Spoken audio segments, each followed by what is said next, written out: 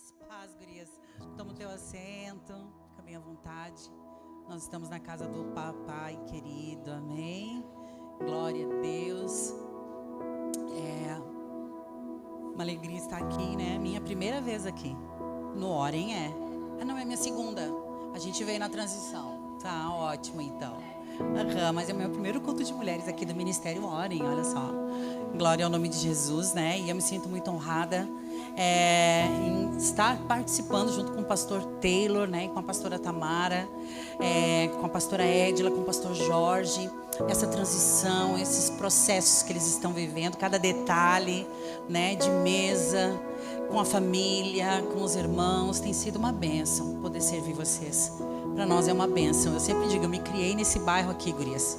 Para quem não sabia, as gurias lá do Mevan, eu me criei correndo aqui, brincando de pescar aqui no valão, quando a água ainda era limpinha. Não sei quem pegou o tempo da água do valão, que a gente vinha os peixinhos. Pegou, vocês pegaram? Eu lembro que o meu pai passava comigo ali na Cacunda, para poder pular, para ir visitar o meu tio. Então eu me criei aqui, eu vim morar aqui, eu tinha 10 meses de nascida, né? Só saí daqui da casa dos meus pais para casar. E então a gente conhece esse lugar, a gente olha, lembra o que tinha, o que não tinha, né? E é uma bênção poder servir essa comunidade, né? A comunidade de fé, servir a parte do corpo de Cristo que se reúne nesse endereço, porque igreja não é sobre uma construção, igreja é sobre um corpo, sobre pessoas que se reúnem para adorar o Senhor, sobre pessoas que se reúnem para entender o propósito, né? E Deus, biblicamente, Ele não fraciona, Ele não faz separação entre homens e mulheres, né? Entre gregos e romanos, não.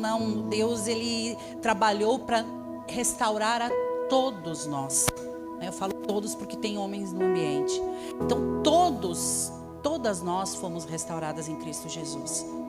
Todas nós recebemos essa restauração, recebemos essa remissão dos nossos pecados, o perdão dos nossos pecados. Todas nós podemos desfrutar das promessas da vida eterna que ainda estão por vir, né? Porque o Evangelho, ele fala sobre o dia de hoje, mas a base do Evangelho, o Evangelho que eu e você vivemos, a nossa salvação, a base da nossa salvação é a nossa esperança. Porque a própria Bíblia diz, nós já vamos ler aqui o texto, mas a própria Bíblia diz que esperança que se vê não é esperança. Como eu vou esperar algo que eu já estou vendo? E é por isso que a nossa esperança precisa ser renovada. Porque nós aguardamos algo que não vemos. Nós aguardamos o reino vindouro do Messias, amém? E é por isso que nós nos reunimos, gurias, em reuniões como essa, em momentos como esse, que a gente convida uma amiga para estar junto, que a gente traz uma irmã, que a gente lembra daquela irmã que estava talvez um pouco longe, né, de viver o propósito de Deus. A gente lembra daquela mana que faz tempo que não aparece, a gente manda um WhatsApp, a gente convida, porque nós queremos renovar a nossa esperança. E essa esperança, ela se renova assim em encontros como esse, não por causa da pregadora, mas por causa do Evangelho, por causa da palavra. Porque o Evangelho, como diz o apóstolo Paulo, ele é o poder de Deus. Então não há do que se envergonhar. Eu não me envergonho desse Evangelho que me salvou, porque o Evangelho é o poder de Deus. É tempo presente, isso não é para o passado, isso é para o dia chamado hoje. O Evangelho é o poder de Deus para todo aquele que crer. Precisa crer, precisa ter fé, precisa renovar a esperança. Amém? E eu quero dizer para você nessa noite, você que talvez, eu conheço algumas das meninas aqui, nem todas intimamente, né? A pastora Edila e eu já somos amigas de longa data. O pastor Taylor e a pastora Tamara congregaram conosco um tempo lá no Mevan Porto Alegre. Conheço a vida deles, são filhos do nosso coração. E talvez você está aqui nessa noite, eu não conheço você, mas aquele que te conhece também está aqui. Ele é o mais importante. Amém? Se tem uma estrela aqui, como disse a minha amiga a pastora Edila, é o Senhor Jesus. Ele é a estrela da manhã, diz a Bíblia. Então, Ele sabe do que você precisa. Ele sabe do que você não precisa, ainda que você ache que precise. Deu para entender? Ele sabe de todas as coisas. Mas algo que veio forte no meu coração nessa noite é que Talvez algumas de nós estejamos vivendo algum dilema na nossa vida. Você já viveu algum dilema? Não precisa botar a mão, só pensa aí. Talvez algumas de nós estejamos vivendo um dilema. Uma situação que não se resolve. Uma situação que nós olhamos para aquilo e pensamos assim, não tem jeito. Não vai dar bom, vai dar ruim. Uma situação que a gente pensa, agora acabou tudo. Ou então assim, essa pessoa nunca vai mudar, essa situação nunca vai ser mudada na minha vida. Eu quero dizer para você uma coisa nessa noite, para renovar a esperança do seu coração e animar você. Aquele que resolveu o maior dilema que a humanidade poderia enfrentar, que era a morte eterna, Jesus Cristo. Ele venceu a morte. E se ele venceu a morte, ele pode vencer qualquer coisa por mim e por você. Os nossos dilemas não são nada comparados à morte eterna, minhas irmãs. Sabe, com o passar dos anos, principalmente nós que vamos não ficando mais velhas, nós vamos tendo mais idade. Não sei para que isso, né? Começa a contar e vai contando e não para mais, né? Meu Deus do céu, coisa arada. Para nós, que somos mais velhas, nós vamos chegando a um ponto da nossa vida que a gente começa a perceber que nós temos uma vida maravilhosa, que a nossa vida é boa. E que se nós ainda enfrentamos alguns dilemas, não é culpa de ninguém. É que nós ainda estamos vivendo essa boa vida que Deus nos deu do jeito errado. Existe um jeito certo de viver essa nova vida em Cristo, amém? Existe um jeito certo. E eu glorifico o nome de Jesus pela vida de vocês, porque vocês estão aqui. Obrigada por terem vindo para serem ministradas pelo Espírito Santo de Deus, amém? Eu quero que as gurias que vieram junto fiquem de pé, por favor. Eu quero apresentar vocês, as nossas amadas. Fica, Aninha, de pé também. Eu não sei cadê a Rafa. A minha Rafa. Aqui, Angélica. Angélica do Elias, né? Esposa do Elias, a mãe do Dani. Angélica e o esposo fazem parte do Ministério de Louvor lá da igreja. São ministros lá na casa. Já há bastante tempo, né, Angélica? Faz bastante tempo. E a Dessa é a esposa do Pedro Otávio, né? Celebramos o casamento deles, tivemos essa honra, para a glória de Jesus. Ainda não tem filhos, né? São recém-casados, 1 ano e pouquinho, e tá tudo certo. Logo ali, a Simone, que é a irmã dela, que ainda não é casada, vai levar mais um tempinho, né? É verdade. A Edna também, né? Ministra lá na casa, ministra de louvor. O serviço dela na casa é o louvor, mas o ministério dela é com mulheres solteiras. Então, se você quiser conhecer mais um pouquinho, pastora Tamara, do Ministério Inteiras, lá do Mevan, fala com a Edna. O Ministério Inteiras é um ministério que é voltado a cuidar de mulheres que estão solo. Entendeu? A partir de 15 anos, né, Edna? 15 anos. Ah, pastora, mas eu já fui casada. É para você. Se você está sozinha, é para você. Mulheres que estão sozinhas, independente da sua idade, né? O Inteiras, ele trabalha para cuidar os corações e preparar mulheres para terem um encontro com Jesus. Não é sobre casar. Se o casamento vier, tá tudo certo, faz parte. Mas se não vier, tá tudo certo também. Amém? Então a Edna é essa amiga, companheira de missão que tem estado já há muitos anos conosco ali no Mevan. Mais de 10 anos, ela veio congregar um pouco depois, mas ela sempre foi parceria conosco, né? E isso é maravilhoso. Obrigada, Edna, pela presença. Do lado está a Aninha, nossa preador, filha do pastor Mauro, da pastora Ina, que são pastores lá na casa também. Do lado dela está a Viviane, gravidinha, mãe da Aurorinha, que vai chegar também, casada com Elian, né? Eles também são ministros na casa. O Elian também faz parte do Ministério de Louvor. Eles também auxiliam ali no Ministério de Pré-Adolescentes e Adolescentes, né, Vivi? E o Senhor manda te dizer algo nessa noite, minha querida. Tá na hora de parar, tá? Conversa, vê as escalas, passa para as gurias e agora tu vai sentar e vai descansar, tá bom? Vai curtir a tua gestação, tá? Tá certo? Combinadinho? Glória a Jesus. Aqui também temos a Isadora maravilhinda, né? A nossa futura psicóloga, estudante de psicologia, glória a Deus, né?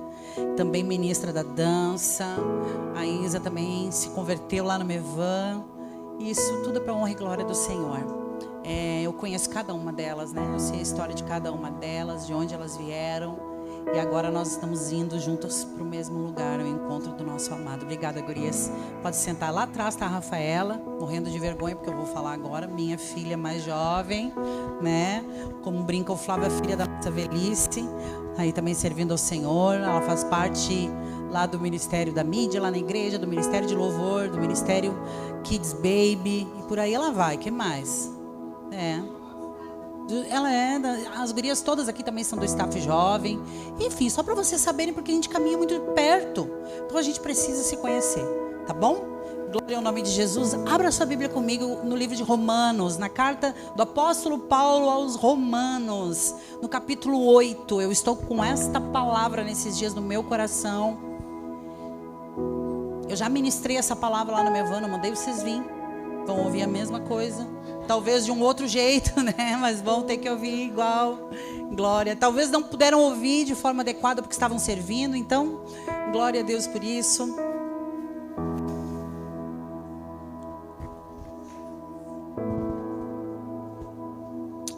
Aleluia. Romanos capítulo 8. Nós vamos ler só o verso primeiro. E eu, assim, animo você a ler o restante desse capítulo na sua casa depois, tá certo? Eu vou trazer contextos aqui de todo o capítulo, mas assim, leia depois com bastante atenção na sua casa.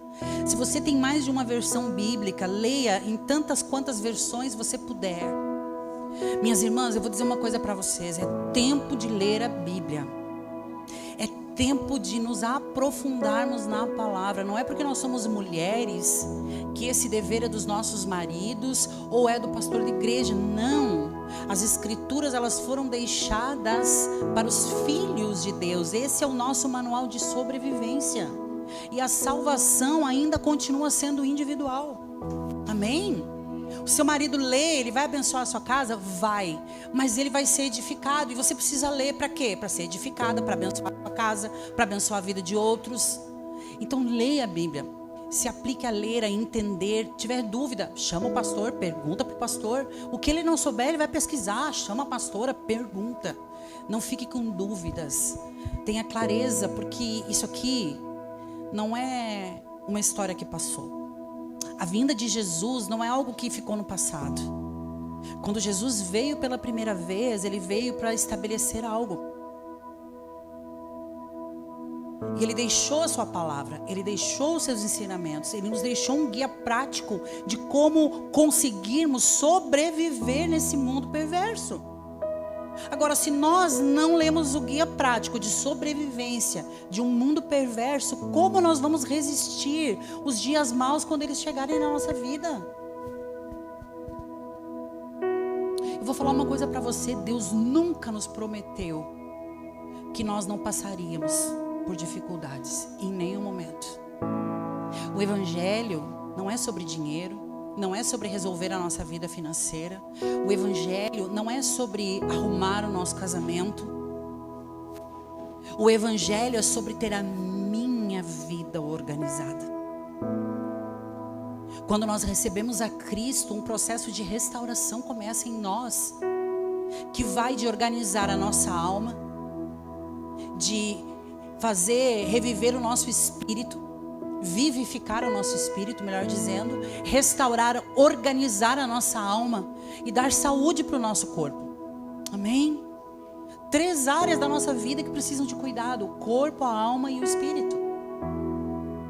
E nós não podemos ficar desatentas, atender a uma única parte e desatender as outras. Não, nós precisamos sim fortalecer o nosso espírito, a nossa vida espiritual em comunhão como essa, momentos como esse, no nosso culto de domingo, na escola dominical, em toda e qualquer atividade de crescimento que a igreja ofereça. Mas também nós precisamos cuidar da nossa alma, cuidar das nossas emoções, irmãs. Eu vou falar para você uma coisa, eu já vou ler, tá? Não se assusta. Nós, como seres humanos, nós somos pessoas totalmente vulneráveis. Nós somos vulneráveis. Pode ver, coisas acontecem e a gente não consegue explicar. A gente cai, a gente se machuca. A pastora agora estava me dizendo que o pastor Jorge, né, sofreu 3 quedas ontem. Vulnerável. Nós somos vulneráveis.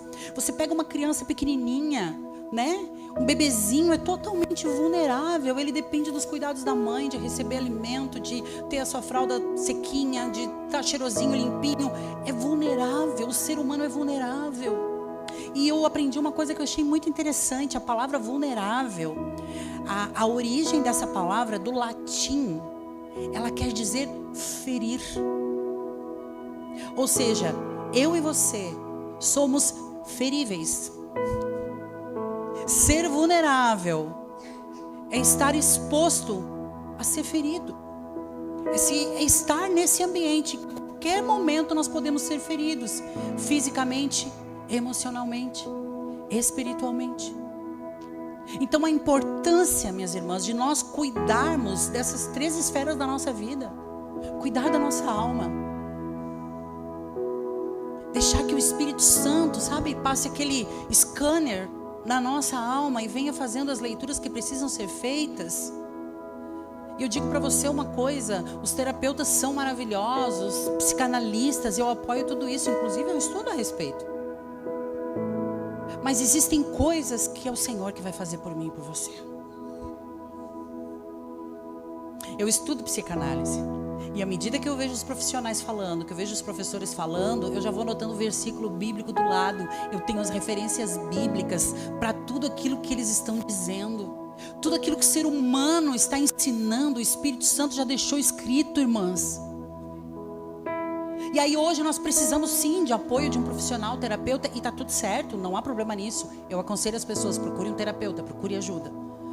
Às vezes nós como pastores não conseguimos alcançar tudo. E está tudo bem também. Mas o Espírito Santo, ele nos deixou um guia prático de sobrevivência. De como cuidar do espírito, de como cuidar da nossa alma, de como cuidar do nosso corpo. É tempo de cuidar do corpo, de cuidar da saúde. Não é sobre ficar bombado, né? E está tudo certo quem é bombado também, tá? Não se preocupa, não é sobre isso o assunto. A questão é de nós cuidarmos do nosso corpo, cuidarmos da nossa alimentação. A gente se converte e fica assim com um sinete, né, na mão e um cajado para dar uma cajadada em alguém que comete adultério. A gente fica com um cajado na mão para dar uma cajadada em alguém que mente, que rouba. Mas eu vou falar uma coisa para você: a glutonaria é tão pecado quanto esses outros. Né? Não é? É. A glutonaria é tão pecado quanto o adultério. E nós não podemos fazer uma seleção. Não, aquela que a gente crente não bebe, né? Mas come. Sabe, gurias, são coisas que precisam cair por terra do meio da igreja. Porque a gente passa vergonha. Um pastor amigo nosso foi preparar a festinha de um aninho do menino dele, há um tempo atrás. E ele disse que foi num salão de festas fazer o orçamento. E aí, claro, a moça lá do salão deve ter se dado conta que ele era, né, um cristão, enfim, até pela postura, pela educação. E ele disse assim para ela: a senhora sabe me dizer quantos salgados eu preciso comprar por pessoa? Ela disse: olha, a gente conta uma média assim de 15 salgados, né? Mas assim, vou avisar para o senhor, se for povo de igreja é 25 por pessoa. Que vergonha. Se é povo de igreja é 25. Para pessoa normal é 10 a 15 salgados. Povo de igreja é 25.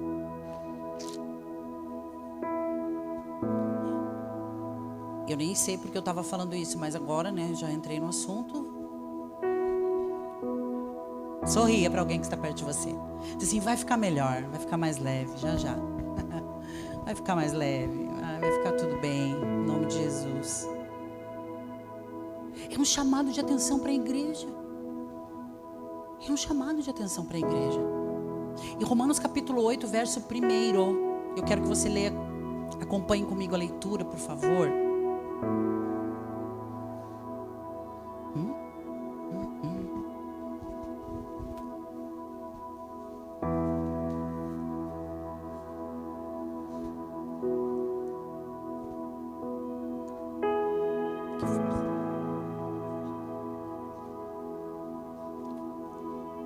Romanos capítulo 1, todas acharam? Capítulo 8, perdão, verso 1. Amém? Todas acharam? Quem achou, diga amém.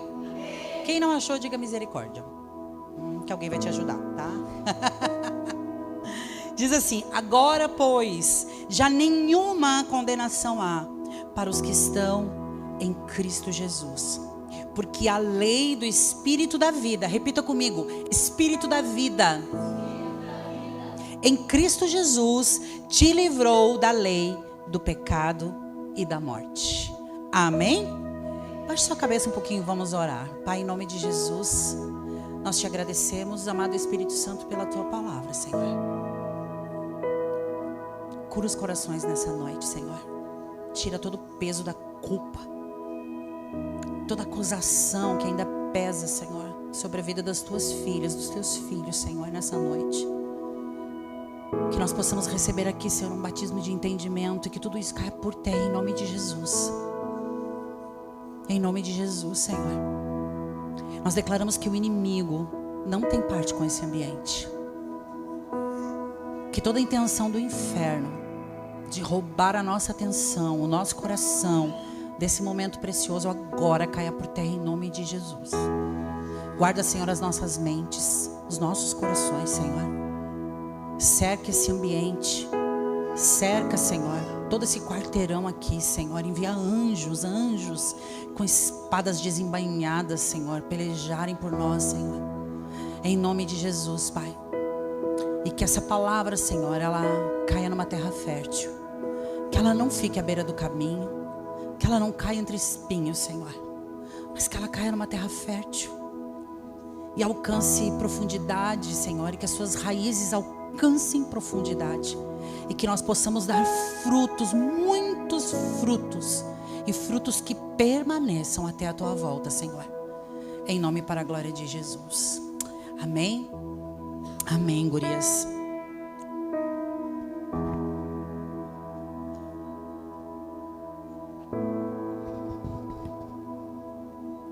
A lei do Espírito e da vida. A lei do Espírito da vida. O apóstolo Paulo está dizendo o seguinte: esta lei agora é uma nova lei. E eu falei no dilema, lembra que eu falei no início no dilema? Paulo aqui, ele estava ministrando, na verdade, ao povo de Roma, a igreja que começava a se reunir em Roma, mesmo sem ter estado em Roma, né? Paulo ainda não havia ido em Roma, mas ele já havia conhecido alguns cidadãos romanos e ele já estava evangelizando, e as pessoas começaram a se converter. E eles queriam saber quem era esse Jesus, do que ele era capaz. Então Paulo precisava escrever as cartas justamente para que as pessoas entendessem como se movimentar agora nessa nova vida. Ele está dizendo: olha, agora não há nenhuma condenação para os que estão em Cristo Jesus. Por quê? Porque muitos judeus estavam se convertendo. E os judeus tinham suas práticas, os judeus tinham todos os seus rituais. E agora os próprios judeus estavam se perguntando: como que a gente vai viver essa nova vida aí que estão falando que existe em Cristo Jesus? Como que se vive essa nova vida? Será que nós seremos condenados por abandonar as velhas práticas, as práticas da lei? Paulo está dizendo: a lei ela caducou. É como se ela tivesse expirado. Por isso que nós falamos o Antigo Testamento, né? Que é o primeiro testamento. Não existe Antigo Testamento, Bíblia é Bíblia. Mas existe a primeira parte das Escrituras, que era justamente essa parte que Jesus lia na sinagoga, que os discípulos estudavam, que ela vai ali de Gênesis até... não fala que eu sei, é que eu esqueci o nome. Para. Malaquias. De Gênesis a Malaquias. Então havia todos os preceitos da lei, todos os ensinamentos da lei, porque Jesus ainda não havia vindo. Então aquele povo, especificamente os judeus, eles viviam debaixo das regras dessa lei. Olho por olho, dente por dente, matou, vai ter que morrer. roubou tem que restituir. Eles viviam debaixo dessa lei. Só que agora, com a vinda de Jesus, quando Jesus vem, literalmente aparecendo no cenário, agora as pessoas começam a ficar um pouco que confusas e eles querem aprender acerca dessa nova vida. E Paulo está dizendo: agora vocês já não vivem mais debaixo da lei do pecado. Por quê? A Bíblia diz que o salário do pecado é a morte. Até a vinda de Jesus, todas as pessoas que morriam, gurias, elas não tinham para onde ir. Sabe o que é isso? Eu não sei se alguém aqui já passou por alguma situação na sua vida, em algum momento da sua vida, que você precisava sair de um lugar e você não tinha para onde ir. Talvez você já tenha passado por isso. E eu sinto muito que você tenha passado por isso. Mas era exatamente assim, a vida espiritual das pessoas era exatamente essa. As pessoas morriam e não tinham para onde ir. Ou elas eram condenadas à morte e pagavam com a morte os erros que haviam cometido, ou elas ficavam vivendo sem, tipo, para onde eu vou? O que vai acontecer? E agora, com a vinda de Jesus, um novo poder se estabelece sobre a vida do ser humano. Porque esse dilema da maldade do pecado, da crueldade do pecado na vida do ser humano, ele é resolvido em Jesus Cristo. Porque agora Jesus, ele vem como homem, como ser humano. E ele vem literalmente para estabelecer para mim e para você, para toda a humanidade, para todo aquele que crê, ele vem trazendo um destino. Ele vem dizendo: agora vocês terão para onde ir. Agora vocês poderão voltar para casa. O papel de Jesus na minha vida, na tua vida, na vida da humanidade, foi justamente restaurar esse relacionamento entre um pai, o nosso Criador, e os seus filhos, as criaturas que ele havia criado, que por causa do pecado se separaram. Quando Adão e Eva estavam no Éden, lá no paraíso, né? Todo mundo conhece essa história, né? É o Gênesis, é o princípio. A palavra Gênesis quer dizer princípio. Quando Adão e Eva estavam no jardim, eles foram criados por Deus, colocados ali para viver naquele paraíso, e não tinha defeito de nada, e não tinha pecado, e estava tudo maravilhoso. Havia uma comunhão todas as tardes. A Bíblia diz que na viração do dia, o Senhor vinha para o jardim estar com eles, ter comunhão com Adão e Eva. Será que a gente consegue imaginar, alcançar, na nossa imaginação, na nossa mente humana, será que a gente consegue alcançar a beleza que era isso? O quão maravilhoso era para o Senhor contemplar a criação e o homem que ele havia criado e a mulher. Todas as tardes na viração do dia o Senhor vinha ter com eles. Até que um dia a Bíblia diz que a serpente, o mais astuto dos animais que estava no Éden, ela veio e seduziu a mulher, que foi e seduziu o homem. E eles comeram do fruto, e os olhos de ambos foram abertos. E agora eles olharam para eles mesmos e perceberam que estavam nus e se esconderam do Senhor. Pegaram folhas de figueira, fizeram roupas para si, e naquele dia, na viração do dia, o Senhor veio. Você consegue entender que quem se escondeu foi Adão, não foi Deus? Deus continuou vindo, mesmo com o pecado. Deus veio. Porque quem ama é assim. Não são os erros das pessoas que vão determinar a nossa quantidade de amor. Nós somos assim, mas Deus não é. Nós amamos o quanto as pessoas podem nos dar benefícios. Quando as pessoas deixam de nos beneficiar, deixam de gostar da gente, a gente já não quer amar mais. Mas Deus não é assim. E Deus veio e percebeu a ausência de Adão. Deus já sabia, porque Ele é Deus. E Ele chama e diz: Adão, aonde tu está? E Adão diz: Senhor, eu ouvi a tua voz, tive medo. Medo foi o primeiro sentimento, foi a primeira emoção negativa que o homem sentiu. Foi o medo. Tive medo e me escondi, fugiu.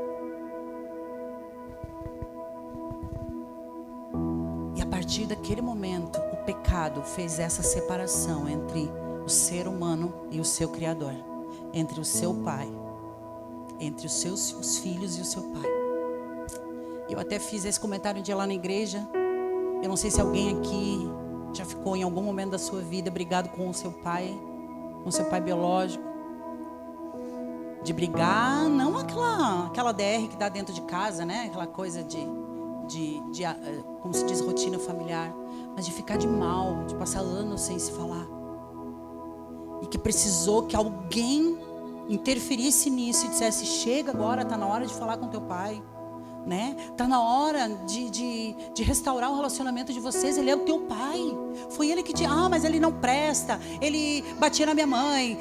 O meu pai isso, meu pai aquilo. Não interessa, ele que te gerou. Ele foi aquele que o Senhor escolheu para te trazer vida. Ele carregava a semente chamada você. Você era a semente que estava dentro dele. Em tudo Deus tem um propósito. E talvez alguém tenha precisado interferir nessa relação e fazer essa mediação entre você e o seu pai, para que vocês voltassem a se falar, para que você voltasse a frequentar a casa dele, para que você pudesse receber ele na sua casa de novo. Foi exatamente isso que a vinda de Jesus fez, a primeira vinda. Jesus veio trazendo de novo essa oportunidade, e na cruz do Calvário, quando o sangue inocente de Cristo é derramado até a última gota, esse sangue ele faz um trabalho glorioso. Um portal de glória se abriu entre a terra e o céu. E agora nós, pecadores, que não poderíamos ir visitar o nosso Pai porque nós estávamos de mal com Ele, agora alguém veio e interferiu. Alguém veio e fez essa mediação, ou seja, nos ligou de novo a um relacionamento com o nosso Pai. Isso é maravilhoso. Foi isso que Jesus fez. Não existe nada mais importante para um cristão do que a morte de Jesus. A morte aponta justamente para onde? Para a vida, para uma nova vida, uma vida que agora é regida, é governada pelo Espírito de Deus, o Espírito da vida, gurias. Então nós não precisamos mais viver debaixo de condenação do pecado. Nós não precisamos mais viver debaixo desse jugo das coisas passadas que nós vivemos, que nós sofremos. Não, nós podemos procurar ajuda, confessar os nossos pecados, sermos ministradas, sermos transformadas, nos colocarmos de novo na presença de Deus e dizer: vem, Senhor, e organiza a minha alma, organiza as minhas emoções, põe em ordem a minha casa, porque eu quero o Senhor na minha casa, e eu quero esse livre acesso em Jesus de novo. Sabe, gurias, o pecado é brutal e é tirano. E essa é a nossa natureza por herança. Tirania, brutalidade, morte. Por herança, nós recebemos uma herança de Adão. Nós não escolhemos essa herança, porque herança a gente não escolhe. Porque se o seu pai tem uma casa, seus pais têm uma casa para deixar para você, é uma casa que vai ficar para você. Agora você pode escolher se você quer ou não ficar com a herança. E sabe, irmãs, é chegado um tempo que nós, como igreja, como filhas de Deus, nós vamos ter que começar a dizer não para algumas coisas. Primeiramente ao pecado, porque são heranças que nós recebemos em Adão. Mas eu não cometi, a culpa não é minha. Não é, mas a partir dele, todos nós nascemos com uma semente de corrupção dentro de nós, que mais cedo ou mais tarde ela vai brotar. O meu esposo, ele sempre usa algumas alegorias assim, né? E ele fala uma coisa: você não precisa ensinar uma criança a fazer o que é errado, precisa? Quem tem filho pequeno aí sabe do que eu estou falando. Você não precisa ensinar uma criança a pegar uma caixa de fósforos. Ela aprende sozinha. Como? Ela sabe. Você não precisa ensinar uma criança a mexer no controle remoto. Ele já nasce sabendo, ele sabe até para onde apontar. Tem coisas que você não vai precisar ensinar a brigar pelo brinquedo. Você não precisa ensinar o seu filho a ser egoísta.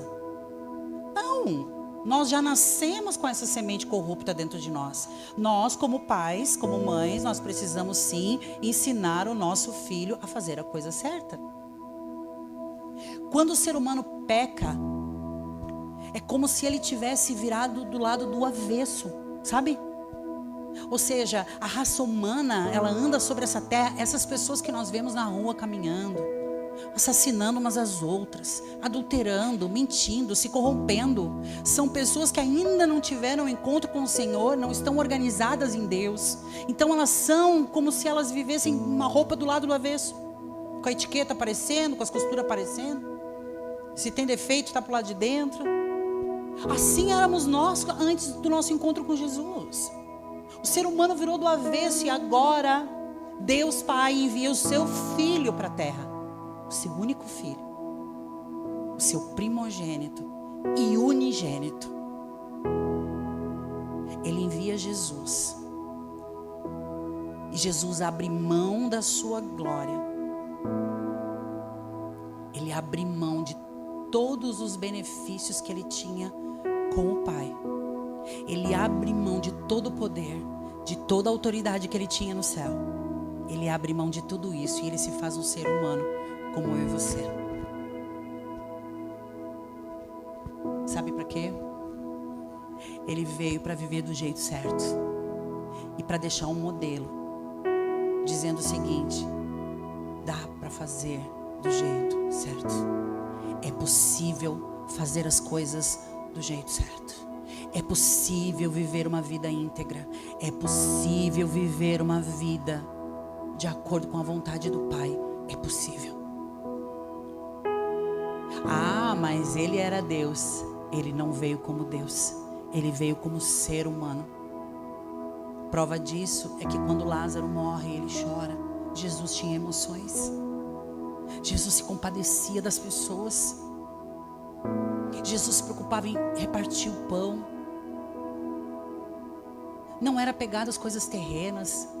Não tinha nem aonde reclinar a cabeça. O travesseiro de Jesus, gurias, era uma pedra. Ele veio para deixar um modelo. Ah, pastor, então eu tenho que dormir com um travesseiro de pedra? Não, não, não. Ele veio para dizer assim: para de reclamar, minha querida. Você tem muito mais do que você merece. Muito mais do que você precisa. E não é sobre comparar a nação brasileira com outras nações, não. É sobre nós estarmos atentas ao que o Evangelho comunica conosco, minhas irmãs. O que o céu está falando comigo e contigo nesses dias. Esse é o dilema que Jesus veio resolver da humanidade. Ele não prometeu nada. Ele não prometeu que a nossa vida seria fácil. Ele não prometeu que nós teríamos riquezas. Muito pelo contrário. Ele diz: no mundo tereis aflições, mas tem de bom ânimo, eu venci o mundo. Ele venceu um sistema corrupto. Ele venceu o pecado. Ele venceu o sistema mundano. Esse foi o mundo que Jesus venceu. Esse é o mundo que está proposto para mim e para você todos os dias. Ou nós vivemos dentro dos benefícios desse século, ou nós vamos lutar para vencer esse mundo. Tendo Jesus Cristo como nosso modelo. O modelo perfeito, o modelo correto. Foi por isso que ele veio. Ele veio para dizer: vai dar certo, é possível. Eu vim por causa de vocês. Não tinha ninguém mais para mandar, irmãos. E quando Jesus está no Getsemane, a Bíblia diz que o suor dele se transformou em gotas de sangue. Tamanha era a angústia da alma de Jesus. Isaías 53, ele consegue dar esse retrato a respeito de Jesus, não de uma fisionomia, mas de uma personalidade, do homem que Jesus foi. Isaías, o profeta Isaías fala assim: homem de dores, que sabe o que é padecer. E engraçado que Isaías fala isso no tempo presente, que como um profeta ele entendeu que ele estava falando do Messias. A fala dele era sobre o Messias. Eu até vou retirar que ele entendeu. Talvez ele não tenha entendido o que ele estava falando, mas o fato foi isso que Deus comunicou.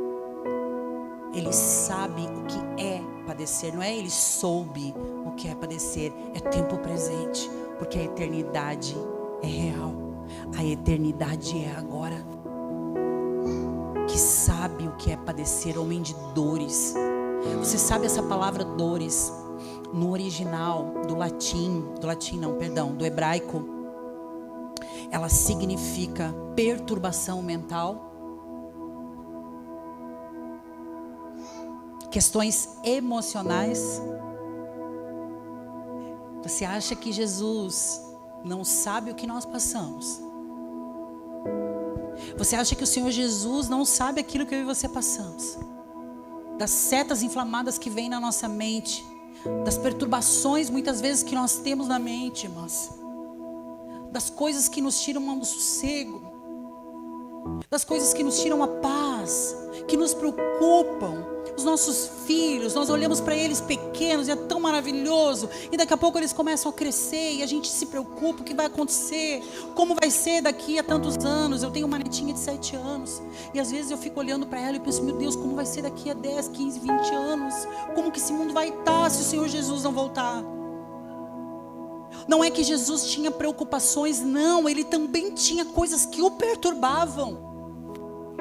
E eu fico pensando que talvez, tá? Não está escrito, eu que estou pensando que talvez Jesus tivesse o tipo de preocupação assim: agora eu vou subir para o Pai e eles vão ficar. E agora, Pai, eu vou subir para Ti e eles vão ficar. E aí o Pai diz assim: não, meu filho, não se preocupa, eu vou deixar para eles um Consolador. Eles não vão ficar órfãos, não te preocupa. Homem de dores, que sabe o que é padecer.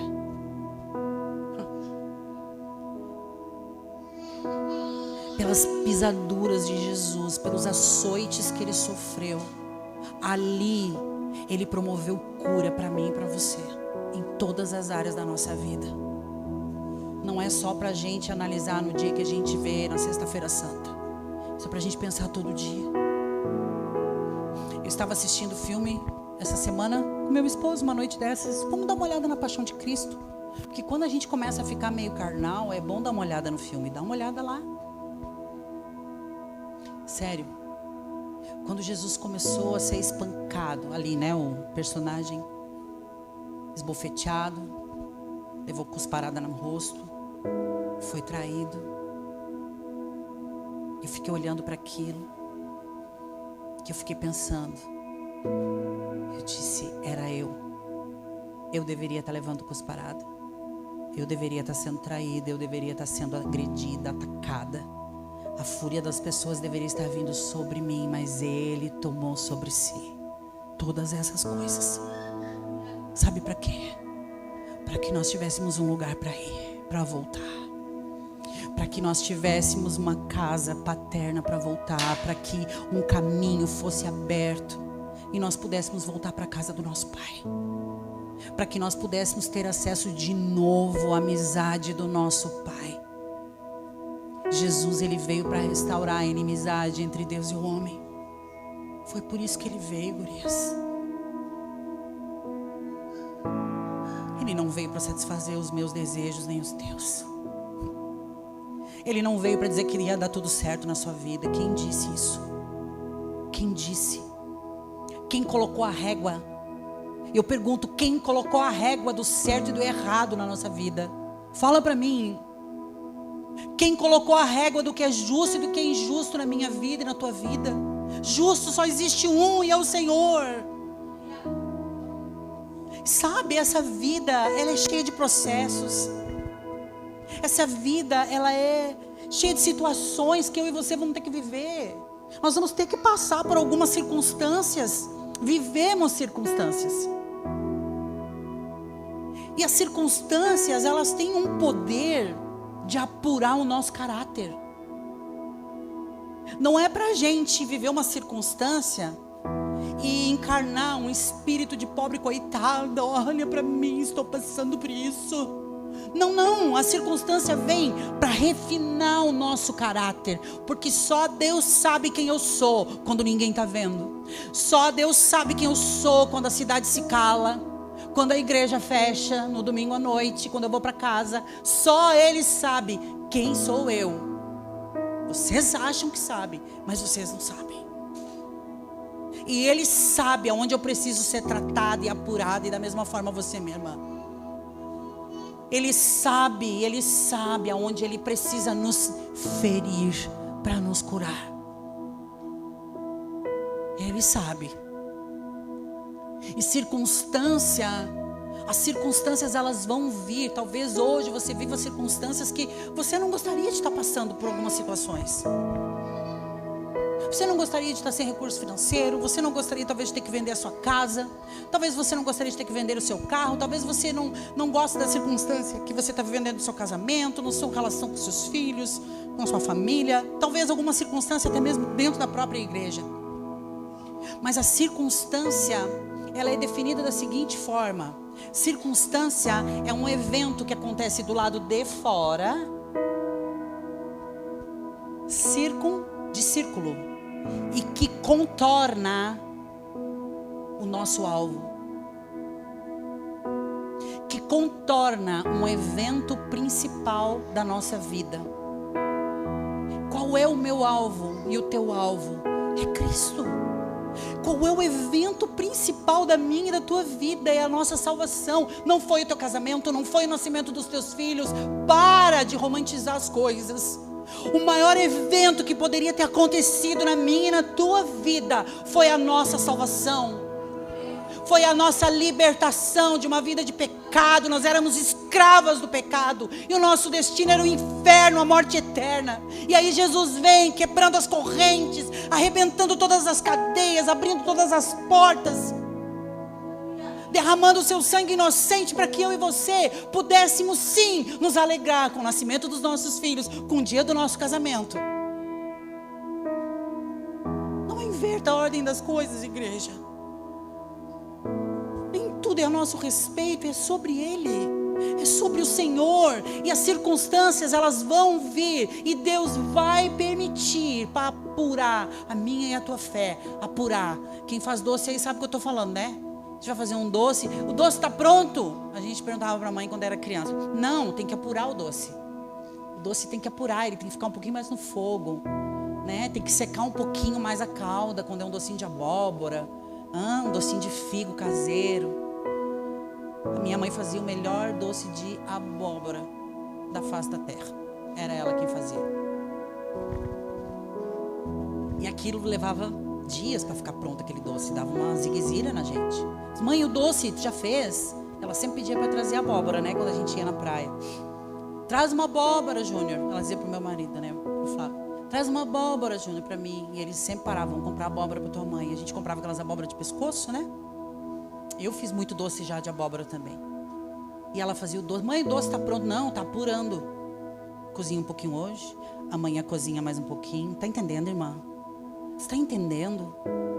Que as circunstâncias, ou seja, coisas que acontecem ao nosso redor, na nossa vida, elas não podem, nem devem, e nós não devemos permitir que elas nos roubem do principal evento da nossa vida, do principal alvo que nós temos, que é o reino de Deus e a sua justiça. Quando eu estou passando por uma circunstância e eu começo a me vitimizar, e eu começo a dizer assim, não, mas isso não é justo. Não, isso é que estão fazendo comigo é uma injustiça. Sabe o que eu estou comunicando, irmã? Cuidado com isso. Cuidado com o espírito de coitadeza. Hoje você vai aprender uma palavra nova, tá? É um novo espírito que nós colocamos agora nos protocolos evangélicos. O espírito da coitadeza. Que é quando o irmão está na prova e fica assim, levanta essa cabeça, mulher. Reage. Não deixa nenhuma circunstância te roubar a alegria da tua salvação. O maior evento. Não deixa deixa nenhuma circunstância te roubar o alvo que é Cristo. Não deixa Satanás colocar na sua mente que você é vítima, que o que você está vivendo é injusto, porque afinal de contas eu sou tão boa, afinal de contas eu já sou uma pastora, eu sou um evangelista, eu sou uma obreira na casa, eu sou tão boa mãe, eu sou tão boa esposa. Só o Senhor sabe quem nós somos. E quando eu digo que o que está acontecendo comigo, que essa circunstância ela é injusta, eu estou declarando o seguinte: Senhor, Tu não és justo. E eu estou tirando de Deus um atributo que é só dele: justiça. Ele é o justo. Ele não é um justo, ele é o justo.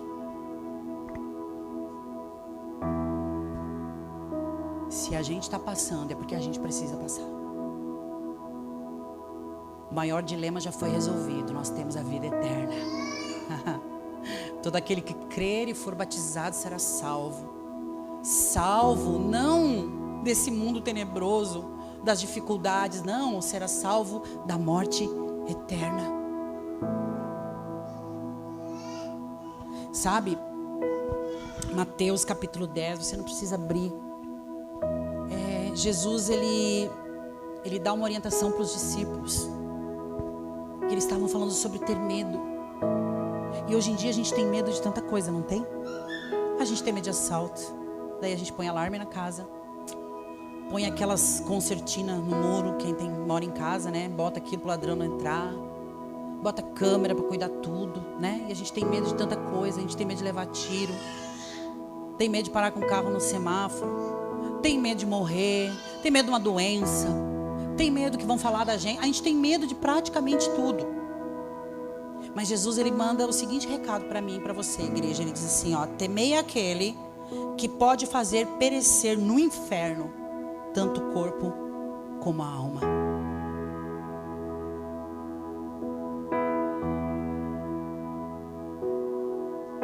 Dizer que uma circunstância na minha vida não é justa,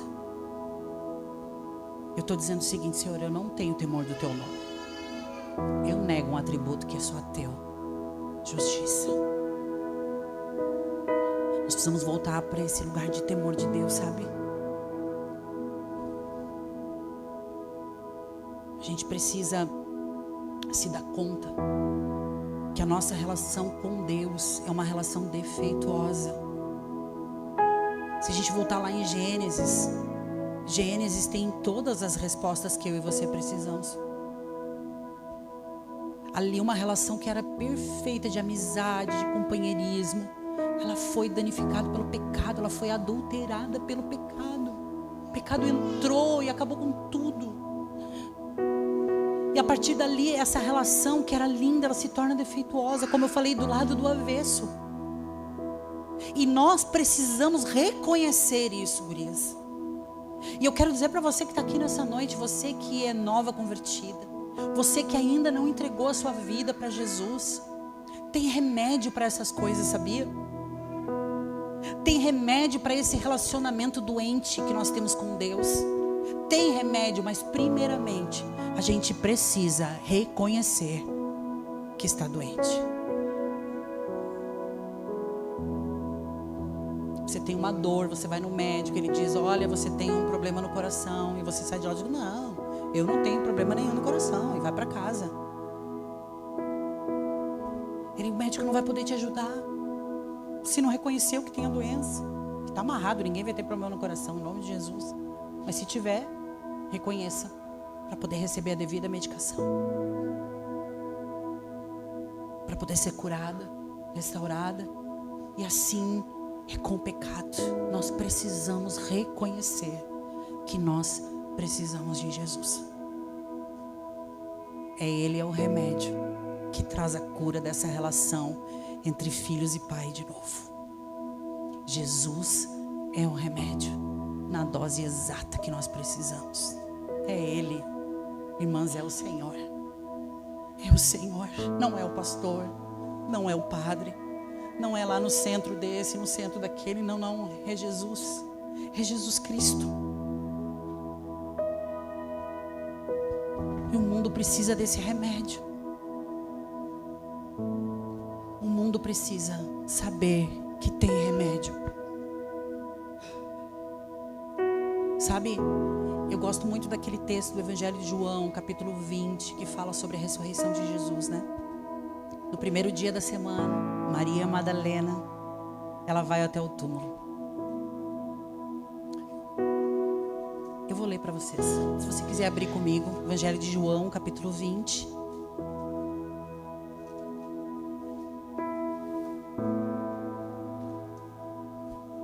Eu vou fechar meu caderno, porque nada disso estava no caderno. E tá tudo certo, e Deus é bom demais.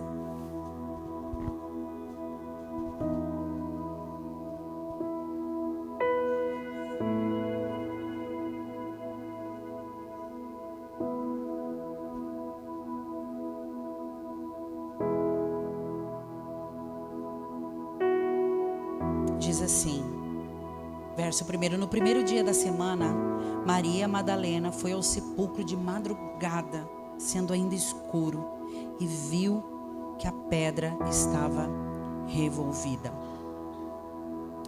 Verso 11: Maria, entretanto, permanecia junto à entrada do túmulo chorando.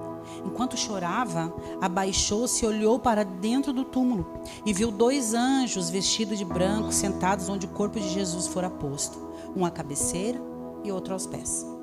Então eles lhes perguntaram, né? Os anjos perguntaram para ela: mulher, por que choras? E ela lhes respondeu: porque levaram o meu Senhor e não sei onde o puseram.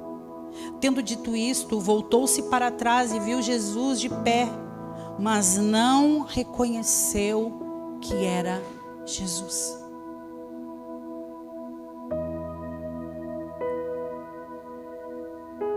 Não reconheceu que era Jesus. Aí depois ali Jesus tem um diálogo com ela. Ela achou que Jesus fosse o jardineiro. Mas sabe o que pega para mim nesse texto? Maria Madalena andava com Jesus. Ela fazia parte da equipe. Ela era daquelas mulheres que seguiam a Jesus, que cuidavam das coisas dos apóstolos, né? Dos discípulos, das coisas do próprio mestre. E de repente o cenário mudou. O cenário mudou, porque agora aquele cenário de milagres, de prodígios, de ressurreição de mortos, agora ele não existia mais. Agora só tinha o quê? Tristeza por causa da morte. Eles estavam de luto, gurias.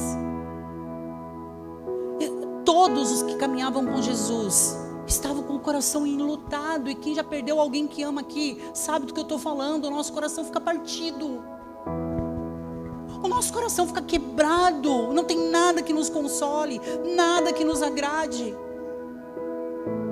Pode ser o maior rei, o maior príncipe, o maior milionário da face da terra. Quando perde a mãe, o cara cai por terra. Pode ser o maior milionário, não interessa. Pode a mãe ter 200 anos, não interessa, era minha mãe. Não interessa. Eu vou dar um conselho para vocês. Até foi bom ter tocado nesse assunto. Quando alguém perder a mãe ou o pai, não traz para essa pessoa que está de luto: ah, mas né, viveu tantos anos. Irmãos, ah, mas já tinha tantos anos de idade, né? Viveu bem, né? Viveu uma vida boa. Nessa hora não é sobre quem partiu, é sobre quem ficou, tá? Não é para fazer uma análise da vida de quem partiu. É para dar um abraço naquele que ficou e dizer assim: ó, eu entendo a tua dor, eu já passei por isso.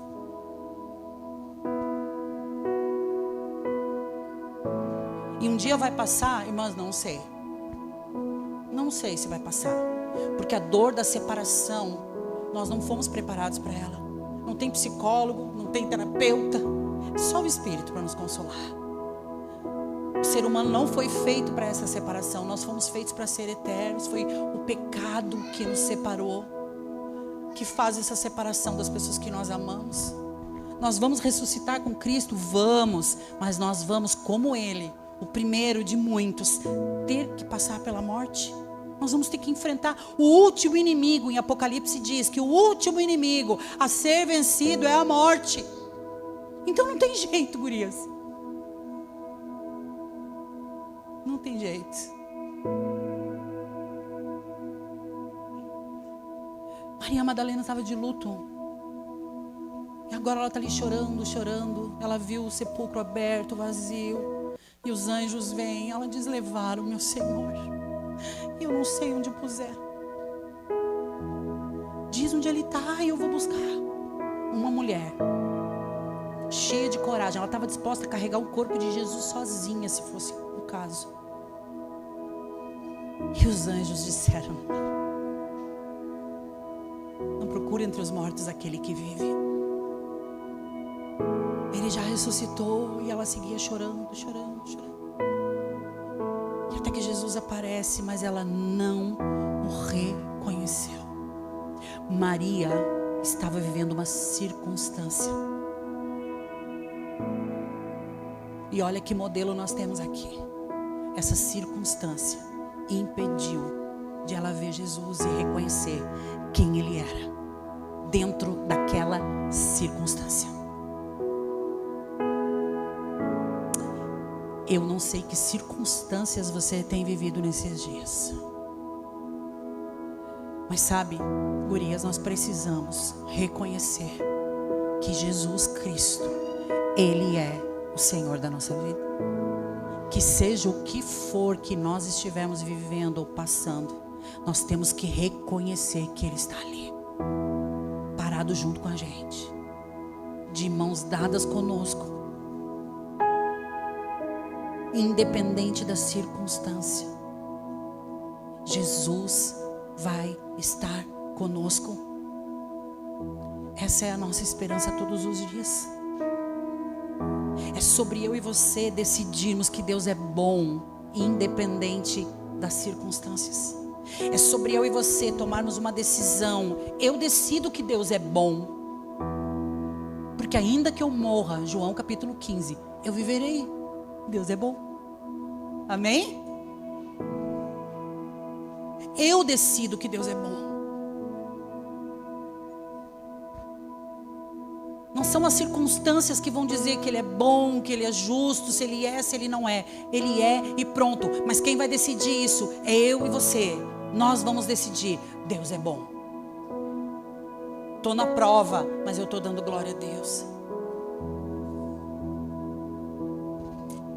Está perdendo, mas eu estou dando glória a Deus, porque Ele está comigo aqui. Ele não mudou. As circunstâncias externas, elas vão mudar, porque o mundo muda todos os dias. Mas aquele que te criou, aquele que te formou, que te conhece, Ele não muda. Nós precisamos voltar a reconhecer Jesus nos ambientes que nós estamos vivendo. Quer seja de alegria ou de tristeza, de saúde ou de doença, reconheça Jesus, minha irmã. Não deixa a situação cegar você. Não deixa as circunstâncias te confundirem. Não deixa as circunstâncias confundirem a sua mente. Não deixa as circunstâncias tirarem você do centro da vontade de Deus, do propósito de Deus. Muito pelo contrário, olhe para o problema e sorria. E diga: está tudo certo, Deus é comigo. Olhe para a situação no olho dela e diz assim: vamos ver. Eu vou passar. E vou permanecer. Porque eu reconheço quem é Jesus nessa circunstância. Quem é maior nessa circunstância que você está vivendo? É a circunstância ou é Jesus? É o seu casamento ruim ou é Jesus? É o seu filho na droga ou é Jesus? É a sua nora que não olha na sua cara ou é Jesus? É a falta de dinheiro ou é Jesus? É o luto ou é Jesus? Quem é maior? Quem precisa ser entronizado? É Ele, Jesus, o Rei de Reis e Senhor de Senhores. Aleluia, aplauda o Senhor. Aplauda mesmo.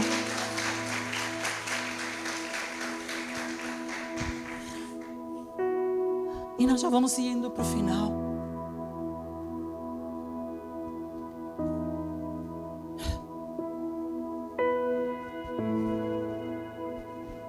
Quando você estiver sozinha chorando por alguma perda, reconheça Jesus. Porque quando nós reconhecemos Ele, o cenário muda, gurias. o cenário muda. Quando a gente reconhece que Ele é o Senhor da situação, o cenário muda. Até da morte, pastora, até da morte. Porque a chave da morte e do inferno estão nas mãos dEle. Ele é o dono da situação.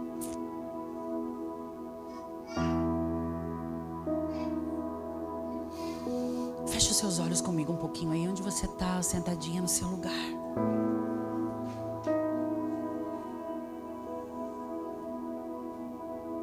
Amado Espírito Santo.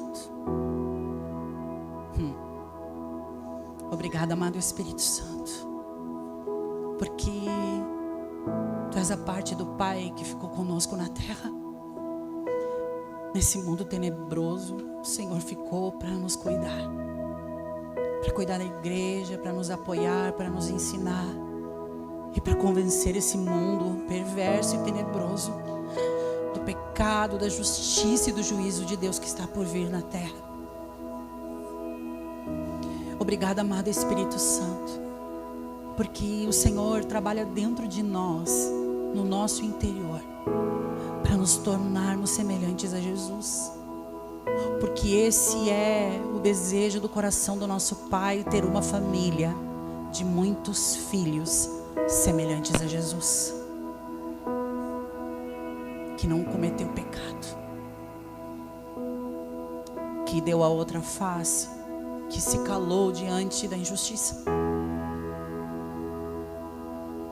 que não deixou que a tua casa se transformasse, Senhor, num ambiente de comércio e barganha, mas que declarou a casa do meu Pai a casa de oração. Um Jesus posicionado, um homem posicionado na sua fé, que abriu mão de todos os benefícios que poderia ter, simplesmente porque nos amou primeiro. Obrigada, Espírito Santo. Obrigada por trabalhar em nós. Obrigada porque mesmo que o inimigo traga algumas circunstâncias difíceis para a nossa vida, Tu és o Senhor de todas elas. E nessa noite, amado Senhor, nós queremos entregar diante de Ti toda e qualquer circunstância que nós estejamos vivendo. Senhor, eu sei que tem mulheres aqui que estão no seu limite, Senhor, que estão no seu limite emocional, que estão no seu limite físico, mulheres cansadas, mulheres que foram abandonadas emocionalmente pelos seus maridos, Senhor, muitas vezes desprezadas pelos seus filhos, Senhor. O Senhor conhece cada uma de nós. Mulheres que estão com alguma enfermidade. Isso é uma circunstância, Senhor. Não é o nosso destino final. Nosso destino final é a eternidade contigo, meu Senhor. Obrigada, Pai, em nome do Teu Filho Jesus, nós Te agradecemos porque Jesus, Ele abriu mão da Sua glória, semelhante a um homem, se esvaziou, se humilhou, até a morte, foi obediente, até a morte, morte de cruz. Derramou o Seu sangue, pagou um preço com a Sua vida, para resgatar pecadores como nós. Muito obrigada, Senhor. Obrigada porque no Teu sacrifício nós encontramos vida. Obrigada porque agora quem nos governa é a lei do Espírito da vida. Não são essas leis perversas, não. É a lei do Espírito da vida que nos livrou do pecado e da morte eterna. Nós colocamos tudo diante do Senhor e Te pedimos perdão, Senhor. Senhor, nos perdoa se em algum momento da nossa caminhada nós achamos que alguma situação, alguma circunstância era injustiça. Nos perdoa, Senhor. O Senhor conhece cada uma aqui. No apagar das luzes, o Senhor sabe quem nós somos. Cada um que está aqui, quando as luzes apagam, o Senhor conhece cada um na intimidade. O Senhor sabe do que nós precisamos. Obrigada, amado Senhor, por não desistir de nós. Obrigada que diante de cada uma das nossas circunstâncias o Senhor está apurando o nosso caráter, consolidando a nossa fé, sim, avivando a nossa esperança, renovando a nossa esperança na salvação. Sim, Abba, nós adoramos o Teu nome nessa noite e queremos reconhecer que Tu és o Senhor desta circunstância. Nós não queremos mais chorar com o coração enlutado, achando que não há esperança para nós, não. Mas nós queremos ouvir a Tua voz nessa noite, Senhor, e reconhecer que o Senhor está aqui no primeiro olhar. No primeiro olhar, Senhor. E te convidar, vem, entra na minha vida. Entra e faz morada. Sim, renova em mim a alegria da salvação. Restaura dentro de mim um espírito voluntário, obediente. Que eu seja uma mulher, um homem pronto a te obedecer, Senhor. Em nome de Jesus, Pai, nós como igreja, nós reconhecemos, Senhor, os nossos pecados, Senhor. As nossas fraquezas diante de Ti. Nós reconhecemos que precisamos desse remédio. Nós precisamos desse remédio. Nós precisamos de um Salvador. E Tu proveste o Salvador, Jesus Cristo, o Filho de Deus, o Messias. E nós adoramos o Teu nome nessa noite, nesse lugar. Senhor, nós tiramos do trono toda circunstância difícil que nós estamos vivendo, todo problema, todo dilema. Nós tiramos do centro da nossa vida.